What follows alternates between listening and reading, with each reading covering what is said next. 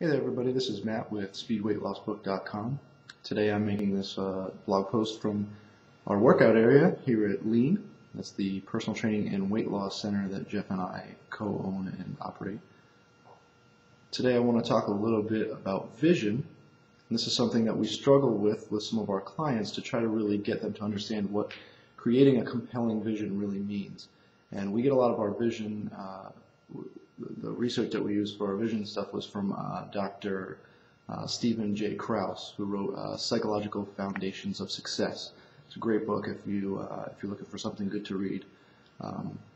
It's sort of self-helpy. Pick up that book. It's incredible.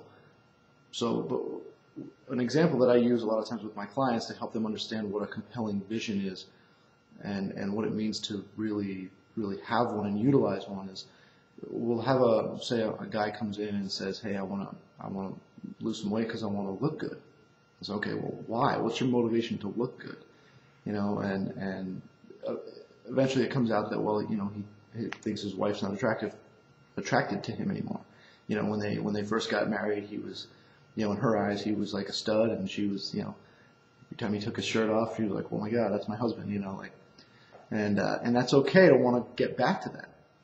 You know, people tend to get shy about these things or embarrassed, and feeling good about the way you look, especially in the eyes of someone you care about, in that respect, there's no problem with that. It's a good thing.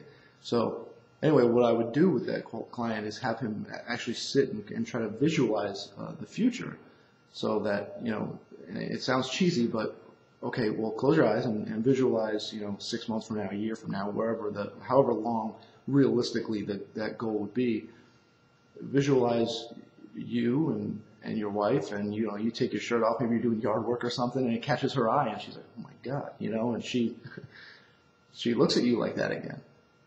And when you visualize stuff like that, you can actually start to have the feelings like you're actually in the moment, and that's the kind of stuff that's really going to help motivate you to do the things you need to do on a daily basis. And if you don't have that kind of vision, or you don't have that kind of motivation that comes from that vision, that excitement about it, that feeling, that drive that you get, it's really hard to stick to your plan. I mean, what's going to make you eat the right foods and not the wrong foods if you don't have that kind of motivation, right?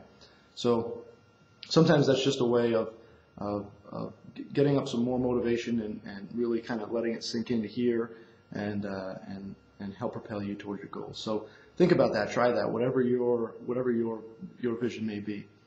Another example we have is you know, people will come in and say, well, I want to live a long time. Why do you want to live a long time? Well, I want to be there for my grandkids. Okay, well then picture that. Even if you don't have grandkids yet, imagine them and picture you at a park playing with them in the sun, and, you know, whatever, maybe they're running around and you're chasing them, or, you know, whatever game you're playing or something like that, and picture how happy they are and how happy you are, and try to get those feelings. And then that's kind of more motivating than just saying, yeah, I want to be around for my grandparents or for my grandchildren. That doesn't evoke any sense of urgency or of that motivation. So try to get specific with your visions and use them as often as you can to help propel yourself toward your goals. Okay? Thanks.